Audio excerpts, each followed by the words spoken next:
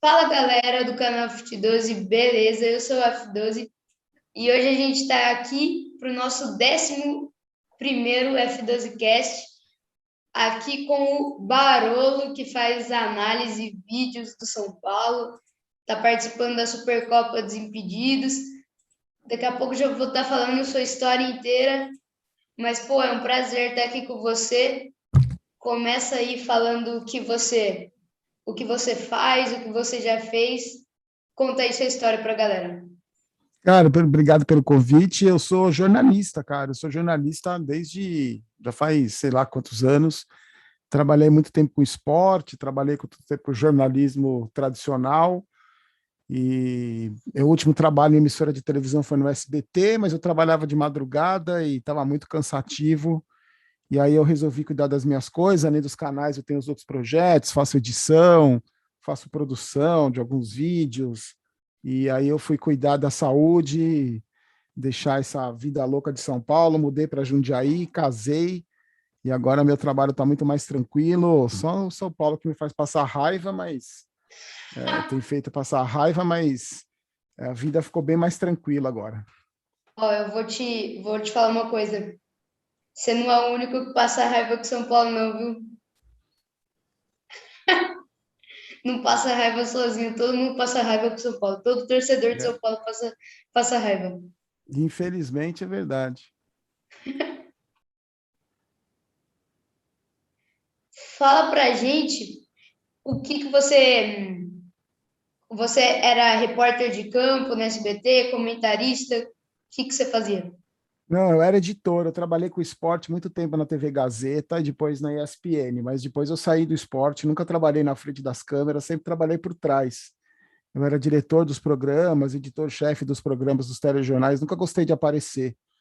Fui aparecer agora, depois de velho, no YouTube, mas na televisão nunca tive vontade de aparecer, nunca tive vontade de ser repórter. Acho chato pra caramba ser repórter, eu gosto de ficar por trás dos bastidores e comandando. Minha carreira sempre foi assim, sempre foi nos bastidores, trabalhando em produção, em direção de programa, nunca foi na frente das câmeras. Então você era meio que o editor, assim, então você sempre usou a tecnologia a favor de você, né? Você já trabalhou com tecnologia e hoje você usa a tecnologia, né? Mais ou menos, não é? Na televisão você tem os editores de imagem que trabalham mais com a tecnologia. Eu, do lado do jornalista, trabalhava mais do lado das notícias mesmo, da Uhum. informação, Você de escolhia as decidir o que notícias que. para eles falarem? Isso, exato, exatamente. Esse é o papel. Os jornais que eu trabalhei, geralmente eu que montava os jornais, eu que escolhia as notícias. Esse era o meu trabalho. Não era aparecer, era mais escolher e decidir o que que ia para o ar, o que que não ia. E você era formado em jornalismo. Sou jornalista, jornalista formado.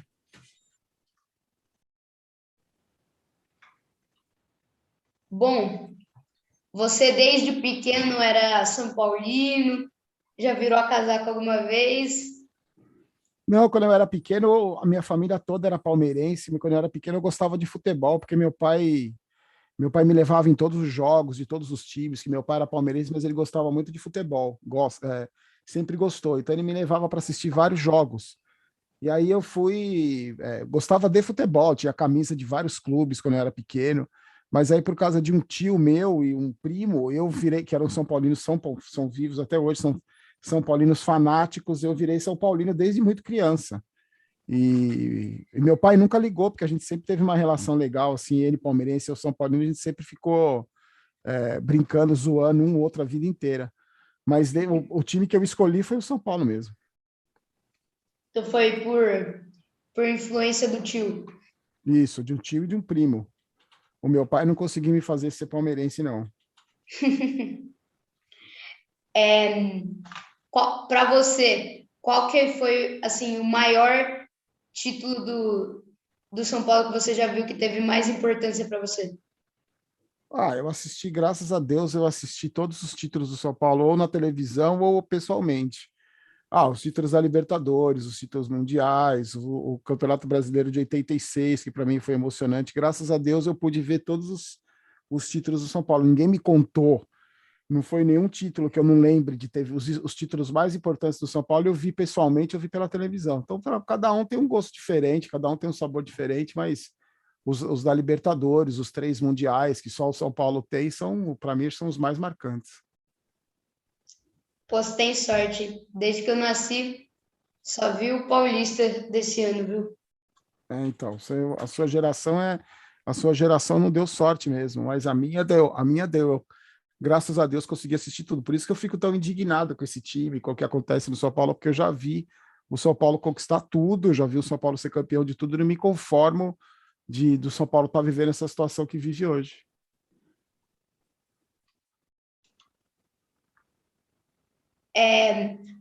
Agora eu quero saber uma pergunta que eu tinha sempre curiosidade.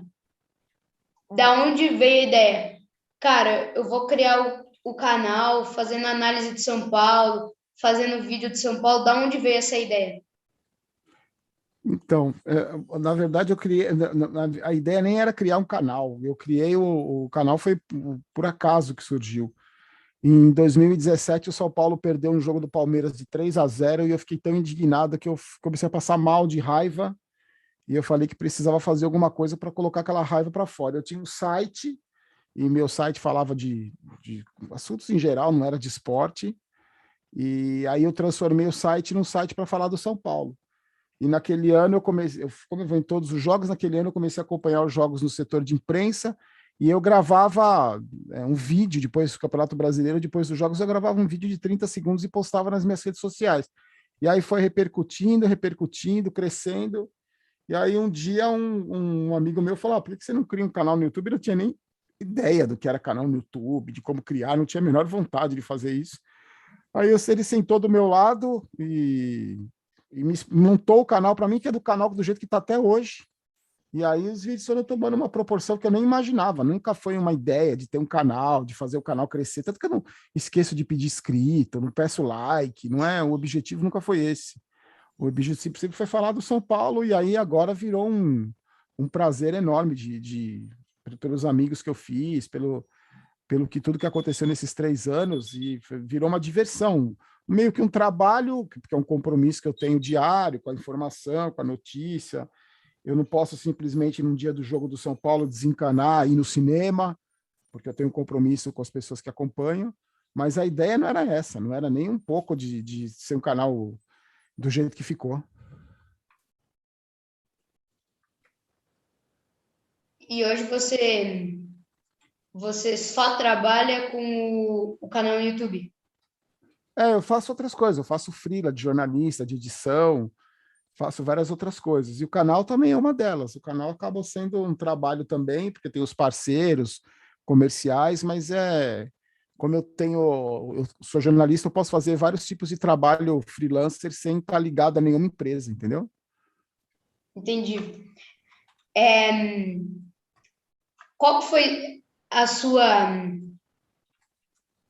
hora que você chegou assim no nível de canal que você disse, caramba, eu acho que nem era para nem eu esperava que ia dar certo, mas deu. Agora eu vou fazer isso, é um compromisso meu. Vou ter que fazer isso todo dia. Não, então, na verdade, Felipe, eu nunca pensei nisso como um compromisso, não, e nunca pensei que eu tenho que fazer. Eu não tenho que fazer nada. No dia que eu não quiser fazer, que encher o saco, eu não vou parar de fazer. Não tem uma. Eu faço porque para mim é prazeroso, porque para mim é legal. Eu tenho os compromissos com as pessoas que acompanham, tenho um compromisso com os parceiros comerciais que o canal foi criando, mas na verdade não é uma obrigação, porque no dia que for uma obrigação, deixa de ser legal, deixa de ser divertido para mim. Então, eu não tenho ideia para onde o canal vai, não tenho ideia do que pode acontecer com o canal. Eu não me preocupo muito com isso, não. A minha preocupação é com o São Paulo, é no jogo contra o Fluminense, no próximo jogo, é se o Caleri vai jogar bem. E aí, como eu vivo muito o São Paulo desde sempre, se eu não tivesse o canal, eu estaria acompanhando as notícias do mesmo jeito, eu estaria assistindo os jogos do mesmo jeito. Uhum. Então, eu não teve um momento assim. As coisas foram crescendo pelo interesse que eu tinha de fazer, pela vontade que eu tinha de fazer, não por obrigação, entendeu? Porque eu acho que se fosse por obrigação, o canal atingido o sucesso que tem. Na verdade, eu nem sei se é tanto sucesso assim, não tenho ideia se é um canal grande, se é um canal pequeno, se é um canal menor, não tenho ideia. Para mim eu vou indo do jeito que eu acho melhor, eu não vou. O meu canal até, na verdade, é muito tosco, né? Não tem edição, é um negócio muito simplório, assim, muito simples. Porque, na verdade, não, eu acho que quem quer ouvir o que eu falo é o torcedor, e por torcedor não tem frescura. O torcedor é o papo de bar, é o papo que você conversa com seus amigos na escola, não tem muita frescura. Se o cara quiser ver um cara bonito, bem vestido, bem arrumado, ele vai na ESPN, que o cara apresenta programa de terno e gravata. Nesse canal, nos meus dois canais, é a linguagem de torcedor, é um bate-papo de torcedor. Eu não tenho essa pretensão nem de, não, porque o meu canal vai virar isso, porque o meu canal é aquilo. Não é um papo de torcedor. Eu acho que essa simplicidade que é o legal do canal. No dia que perder isso, no dia que eu chegar aqui e ter que gravar um vídeo por obrigação, sem vontade, aí eu acho que perde toda a graça do canal, perde. E as pessoas vão perceber, vira uma coisa ruim. E enquanto estiver sendo legal, enquanto estiver sendo prazeroso para mim, pelos amigos que eu faço, por falar de futebol, por falar do São Paulo, eu vou continuar sem muita preocupação.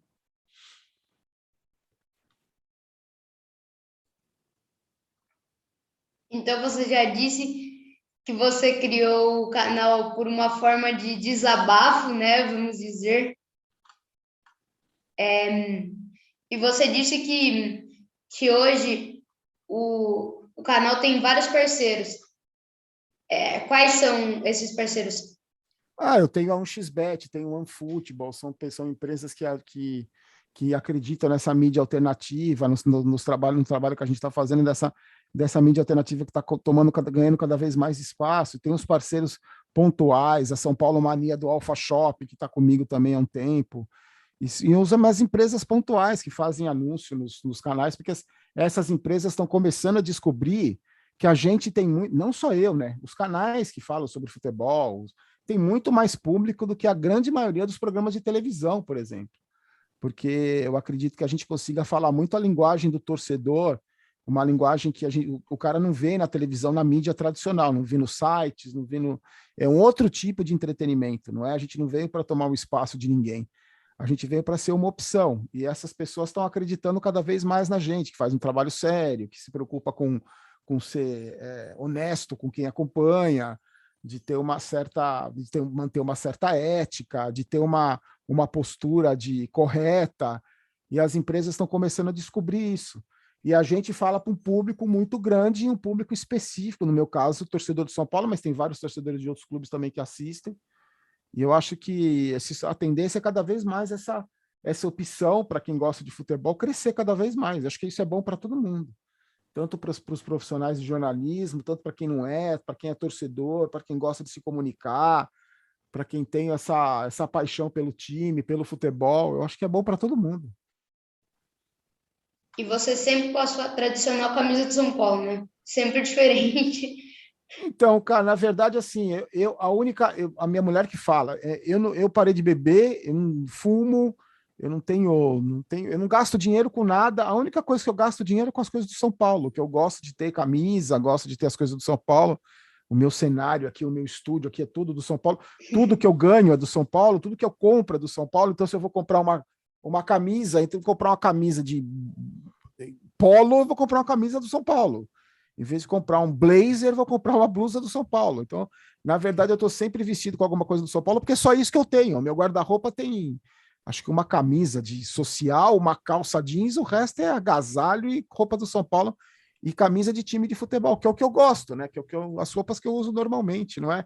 Eu não me visto para gravar vídeo, eu tô vestido e gravo vídeo com a roupa que eu tô. Que é sempre, por coincidência, é sempre uma camisa do São Paulo. Ou de algum time, né? Saio na rua com camisa de São Paulo, vivo com camisa de São Paulo, durmo com camisa de São Paulo. Todo dia, todo dia. Hoje, por exemplo, eu comprei mais duas e eu ganhei de um amigo, de um parceiro do outro canal, duas camisas da seleção da Itália. Então, a minha mulher falou, puta, mais um, não tem nem de guardar mais essas camisas. Eu falei, não, tem onde guardar sim. E amanhã eu já vou gravar o vídeo para o outro canal, que é o Boteco do Barolo, com a camisa da Itália. Então é assim, por isso que é divertido, por isso que é legal. eu não tenho que colocar gravata amanhã. Para o meu trabalho, o trabalho que eu vou ter amanhã para gravar o vídeo, a roupa de trabalho é a camisa de São Paulo, que é coisa mais legal que isso, mais divertida que isso.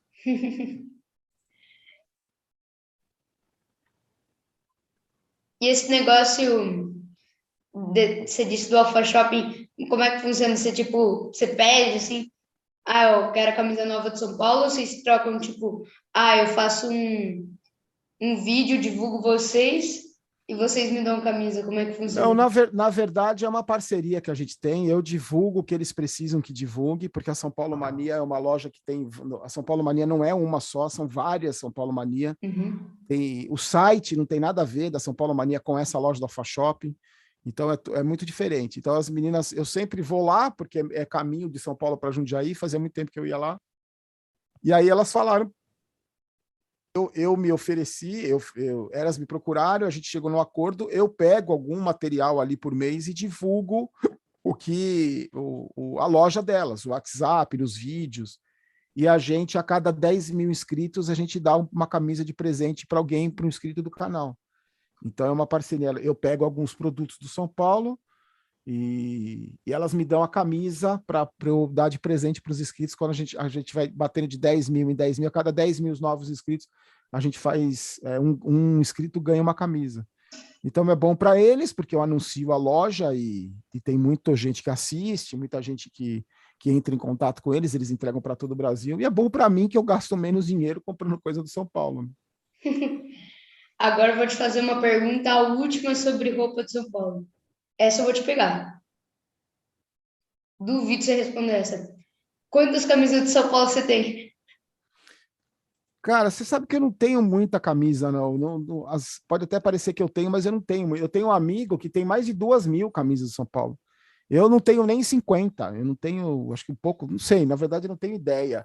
Mas devo ter, sei lá, não chega a 100 camisas, o que eu não me considero nem colecionador de camisa. Eu gosto de camisa, eu não gosto nem de camisa muito antiga. Não, eu vou comprando as novas que saem, eu tenho cuspetes de patrocinador, de Campeonato Brasileiro, de Libertadores.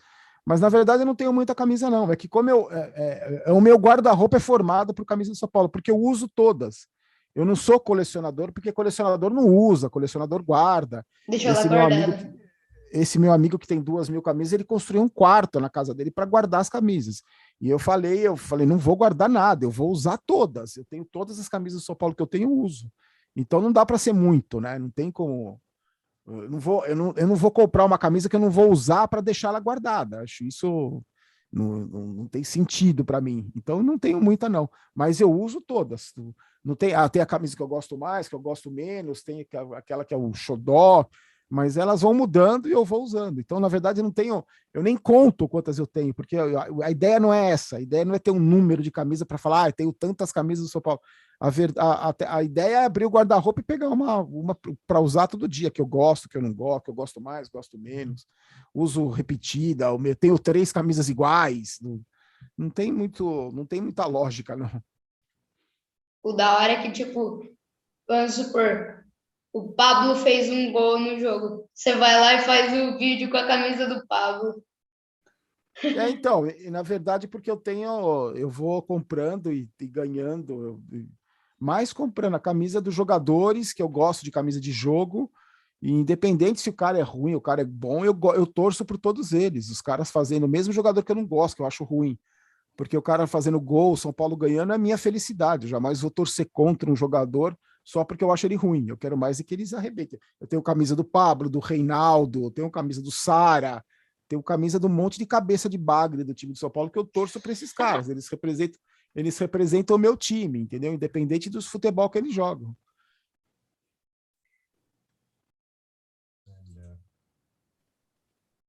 Agora eu vou falar de uma pessoa que você já teve prazer de encontrar frente a frente, que a maioria dos torcedores do São Paulo não gostam. Como foi enfrentar de frente, ao vivo e a cores, Fernando Diniz? Não, na verdade, nem foi um enfrentamento. Eu fui convidado para participar de um programa que ele foi. Eu sabia que ele ia, não foi nada escondido, eu sabia exatamente quem era ele, a história. E naquele dia, o São Paulo tinha perdido um jogo, era o sexto jogo do Campeonato Paulista, já tinha ido mal no final do Campeonato Brasileiro, tinha classificado para a pré-Libertadores. O São Paulo estava no sexto jogo do Campeonato Paulista e tinha 2 vitórias em 6 jogos. E naquele dia tinha perdido do Santo André num jogo horroroso. E eu falei, a pergunta que eu fiz para ele, que gerou toda a polêmica, foi o seguinte: o que você vai mudar no time do São Paulo? Porque o seu trabalho não está dando certo. No ano passado já não deu certo, e no Campeonato Paulista você tem 6 jogos e 2 vitórias. Quero saber o que você vai mudar, porque tem que mudar alguma coisa. Só que aquele dia, como naquele programa lá, todo mundo baba ovo dele, todo mundo puxa o saco dele, ele achou que ele fosse lá e fosse ter mais um cara para puxar o saco dele. Ele não devia nem ter a mínima ideia de quem eu era, e falou: quem é esse louco que está aqui me fazendo pergunta? Não era esse o combinado, porque toda vez que eu vim aqui ficam babando ovo para mim. E aí, como o pessoal da imprensa geralmente baba ovo para ele, acha ele um gênio, porque o Diniz é assim, ele para a mídia, para grande parte da mídia esportiva é assim, ele é bom treinando o time dos outros. Treinando o seu time, o cara não quer.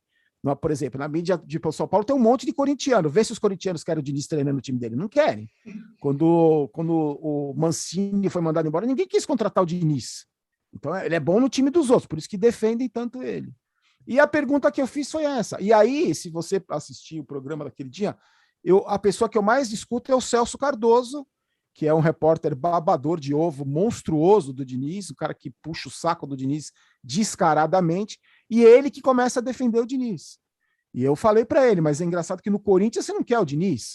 Por que o Loz lá tinha sido demitido? Eu falei, ninguém falou do Diniz. No São Paulo tem que dar tempo, porque o treinador chegou agora. No Corinthians não dá liga. No Corinthians perdeu 2 jogos, quando vocês acham o técnico ruim, tem que trocar. No São Paulo, não. No São Paulo. E o Diniz ficou indignado porque ele estava vendo. Eu falei, aí ele começou com aquelas filosofias dele: porque chutou mais bola no gol, porque o resultado não é importante. Então, aquele monte de atrocidade que ele fala até hoje. O Santos tomou de 4-0, você viu o que ele falou? Se não fosse o pênalti, se não fosse o gol que a gente entregou, se não fosse não sei o que, seria 1-0 para o Flamengo. Se não... Mas aquele dia foi que ele ficou surpreendido porque eu não fui puxar o saco dele, eu fui questioná-lo, porque se eu questionava ele nos vídeos, falando por trás dele, então eu tinha que ter a mesma postura falando na frente. Na frente eu não ia puxar o saco dele e criticar nos vídeos. Eu tinha gravado um vídeo naquele dia, depois do jogo, criticando ele e falando que ia ter que ter mudança porque o trabalho dele não estava dando certo. Então, nada mais lógico que sentado na frente dele eu fizesse a mesma pergunta. O que você vai mudar porque o seu trabalho não está dando certo?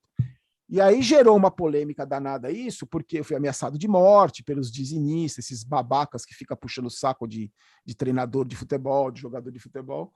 Eu fui.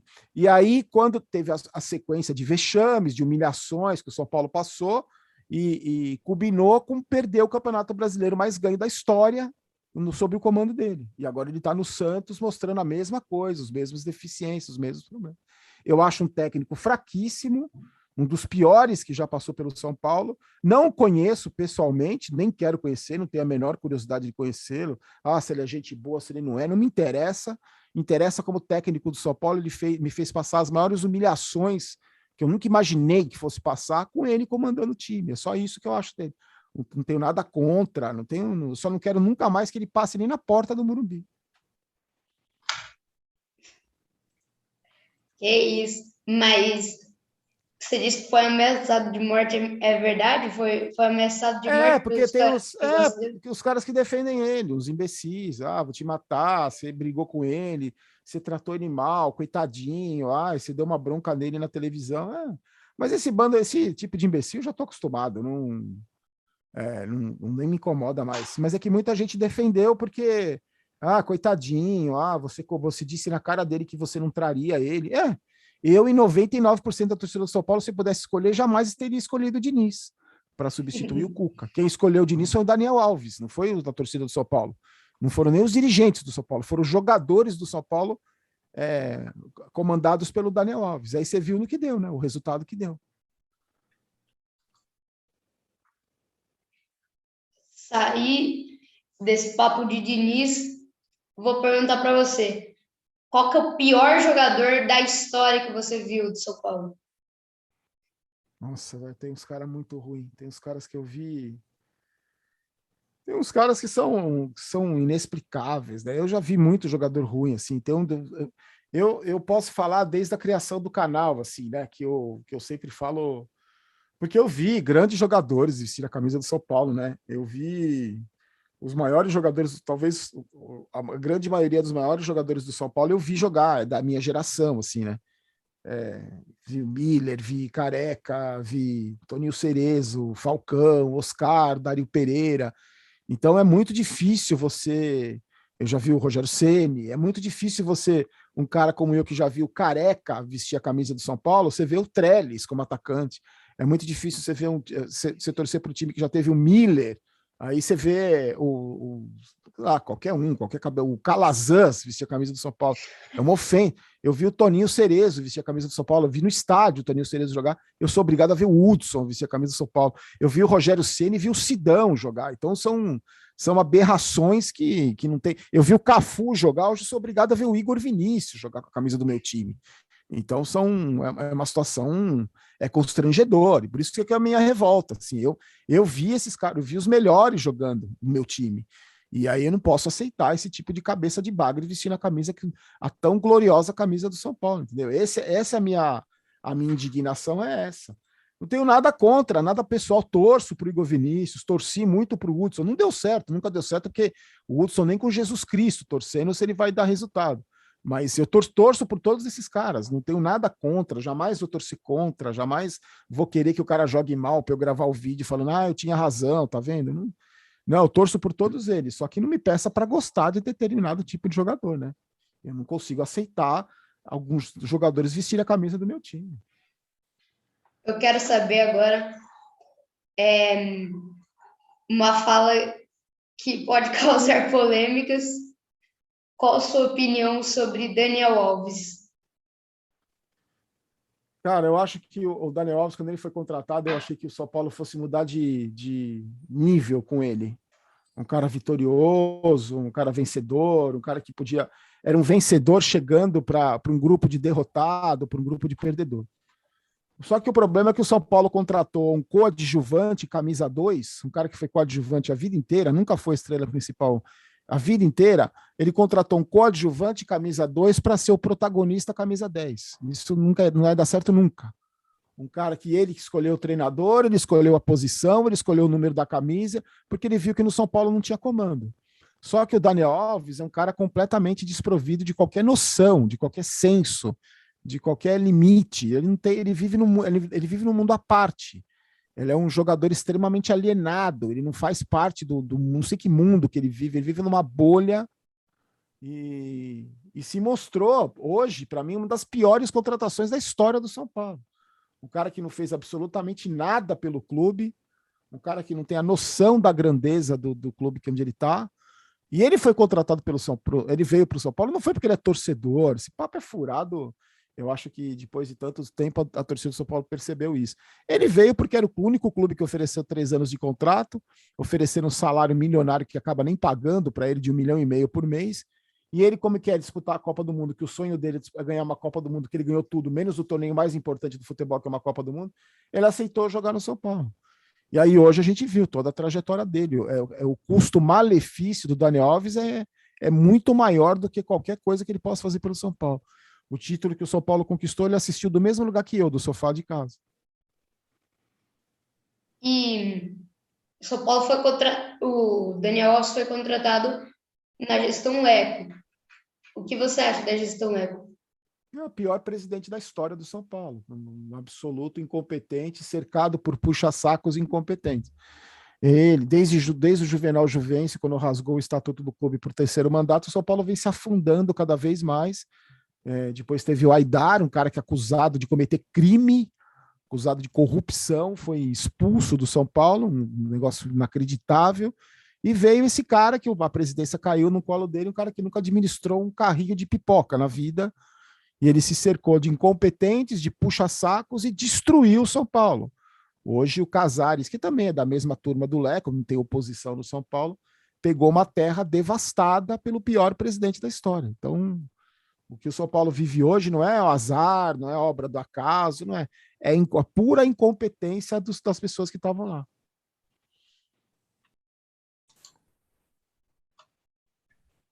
Então, as três últimas perguntas, os três últimos assuntos. Primeiro, o que você achou da manchete que saiu no domingo, na verdade, sábado de madrugada, sobre Daniel Alves, Lisieiro e Igor Vinícius na balada? São três irresponsáveis, né? São jogadores que não têm a menor noção do mundo que eles vivem. O Daniel Alves é mais vergonhoso ainda, que é um cara de quase 40 anos, mas é o que eu falei, ele vive num mundo totalmente alienado, ele vive totalmente fora da realidade. O Lisieiro é um moleque imbecil, é um moleque que tem água de salsicha na cabeça, que no meio de uma pandemia vai para uma balada. Então, é aquilo que eu estou falando para você. Hoje, esses jogadores de futebol, a cabecinha deles é muito fraca, eles não têm a menor noção que eles podem sair de uma balada e chegar e contaminar metade do time, contaminar a tiazinha do café, do CT, que já pega o transporte público, que já. Esses caras não têm a menor noção do que eles estão fazendo, não tem, eles são mal orientados, não tem ninguém que oriente e fale, pô, moleque, fica em casa. Daqui a 6 meses você está voltando a frequentar os lugares que você gosta. Qual a necessidade? Agora o Arboleda fez a mesma coisa, frequentando balada clandestina. Esses caras não têm. Eu acho que falta um pouco de discernimento. Esses caras não têm orientação. Ninguém chega para esse moleque e fala: você é um imbecil, você está no meio de uma pandemia, você vai sair para o time, né? E eu não estou nem falando pela situação do time, eu estou falando pela falta de responsabilidade mesmo que esses caras têm. O Daniel Alves, qual é a necessidade? O Daniel Alves pediu licença porque ele dispensa do jogo porque ele estava cansado e vai numa balada. E tem gente que defende, tem gente que passa pano, que acha que não tem nada demais. Ele tem. E o legal tem é que... ainda falar que não era ele. Então, é mais vergonhoso ainda, né? Mas esses caras, o tipo de comportamento. O Daniel Alves tem um tipo de comportamento assim. Ele acha que ele é acima do bem, como tem muito puxa-saco, que tem muito baba-ovo, tem muito cara que idolatra esses caras, ele acha que ele está acima do bem e do mal, ele acha que ele pode fazer tudo. Tem jogador de futebol que acha, o Robinho não foi condenado por estupro, porque esses caras acham que eles são acima do bem e do mal, eles acham que eles têm direito de fazer tudo, eles podem tudo só porque eles têm dinheiro, só porque eles são famosos, eles acham que eles podem tudo. Esses caras não têm noção, eles não têm noção da importância que eles têm, da responsabilidade que eles têm. Eles são pessoas públicas. Um cara como Daniel Alves, o cara que é conhecido no mundo inteiro, está no meio de uma balada, no meio de uma pandemia. Né? Mas se o cara não aprendeu com 40 anos, não vai aprender nunca mais. Né?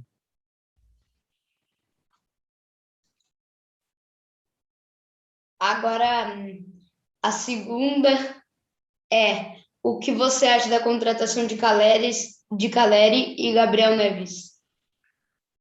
Eu acho que são dois bons jogadores. O Caleri tem uma identificação com a torcida do São Paulo.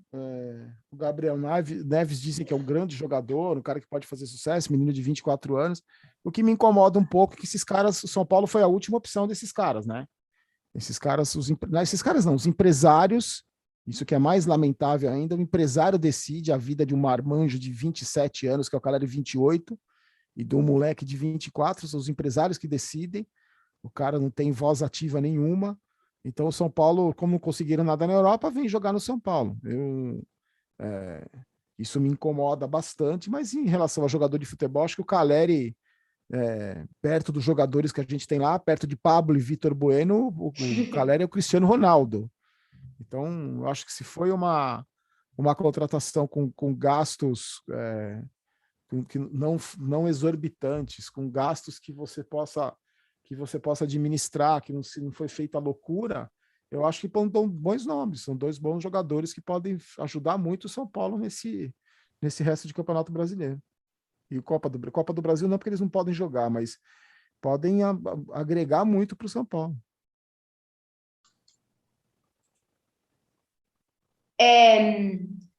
Já falamos sobre bastante coisa. Agora eu quero que você fale para a gente sobre o que você acha do Hernan Crespo. Cara, eu acho que o Crespo é um treinador novo, é uma aposta, assim como foi o Diniz. É um treinador que não tem experiência, porque não dá para cobrar um treinador novo para ter experiência.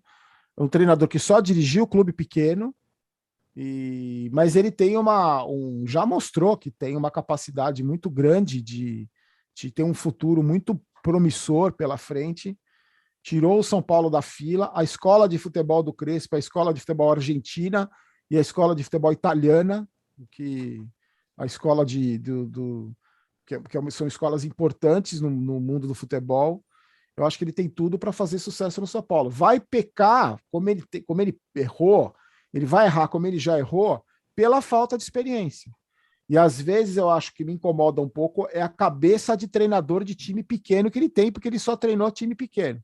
Então você vai jogar contra o Palmeiras dentro de casa precisando fazer o resultado, você não pode jogar com 3 volantes com medo do Palmeiras e deixar o Benítez no banco. Então eu acho que às vezes ele precisa entender que ele treina um clube gigante, que um clube que é protagonista, um clube que os adversários que tem que se preocupar com o São Paulo, não o São Paulo se preocupar com os adversários. E acho que à medida que ele for ganhando experiência para ter uma leitura de jogo melhor, aproveitar os jogadores que ele tem na mão, saber variar o esquema com as peças que ele tem na mão, ele tem tudo para ser um grande treinador.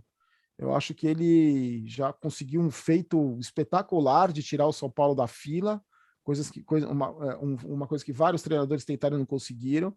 Eu acho que precisa de tempo, não é de uma hora para outra. Deram tanto tempo aquele fracassado do Diniz, então a gente precisa dar tempo para o Crespo também. Eu acho que ele tem um futuro promissor pela frente. Eu acho que com as condições mínimas para trabalhar, acho que ele pode fazer um trabalho melhor ainda do que ele está fazendo. O que você acha que mudou do futebol daquela época que falam que é raiz para hoje? Cara, eu acho que basicamente o que mudou, infelizmente, foi a qualidade do futebol. A qualidade do futebol. Hoje a gente vê o que. É uma série de fatores que fizeram que. Uma série de fatores que fez com que o futebol brasileiro virasse quinta prateleira do futebol mundial.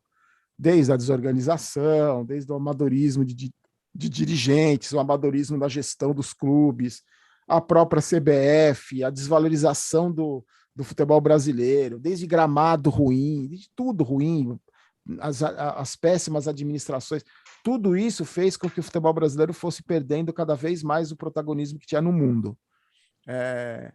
A qualidade hoje do futebol brasileiro é quinta prateleira no mundo hoje.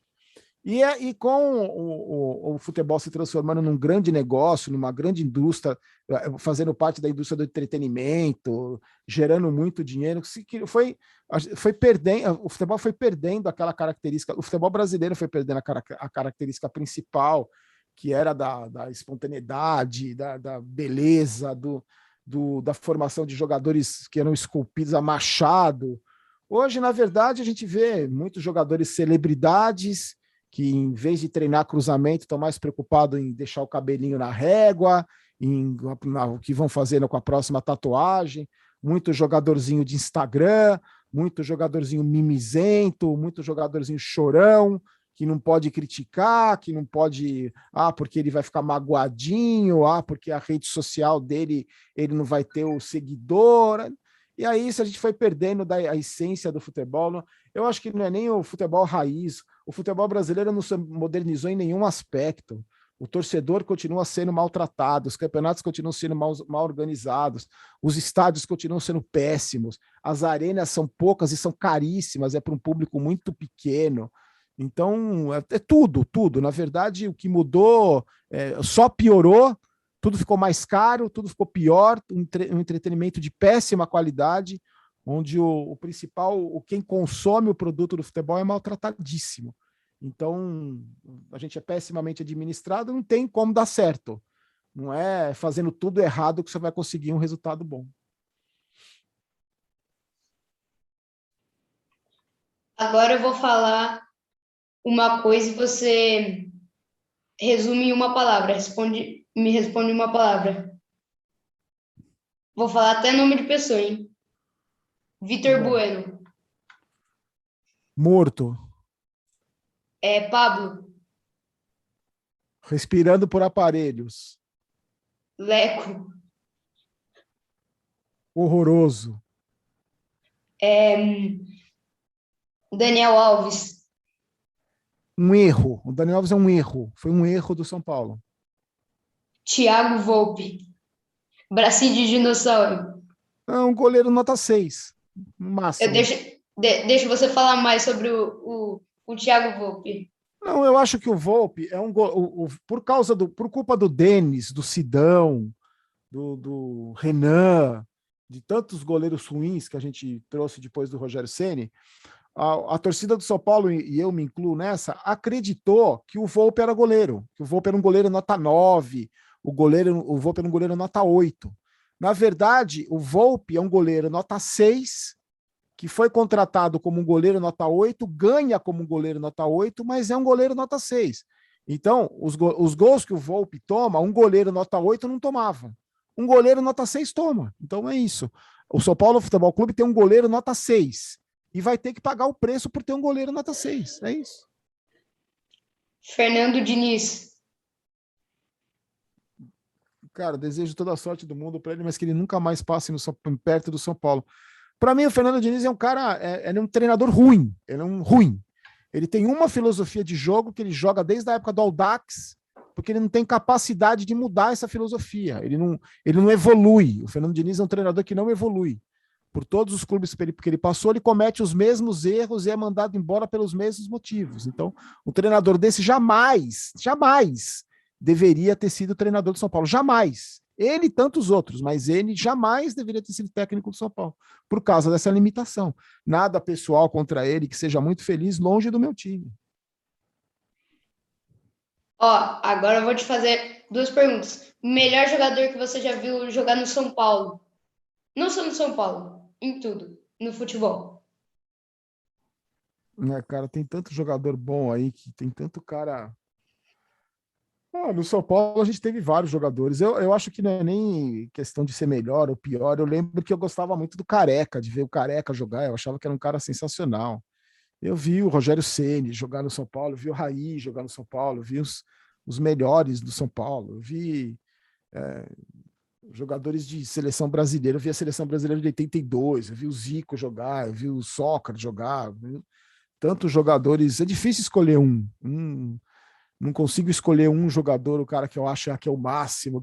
E para mim, o cara que eu não vi jogar, mas pelo que eu sei, pelas informações que eu tenho, ninguém vai superar o Pelé nunca, né? Então, o Pelé, para mim, continua sendo insuperável, o maior jogador de todos os tempos. Ninguém vai chegar nem perto do Pelé.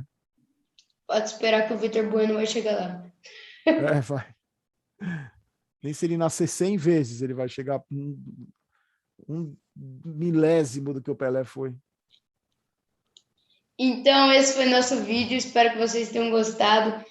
Deixa aí seu like, se inscreve no canal. Se inscreve no canal do Barolo também, que o link vai estar na descrição aqui. Segue o Barolo no Instagram. Me segue no Instagram também, @canal_fut12. Tamo junto. Falou e tchau.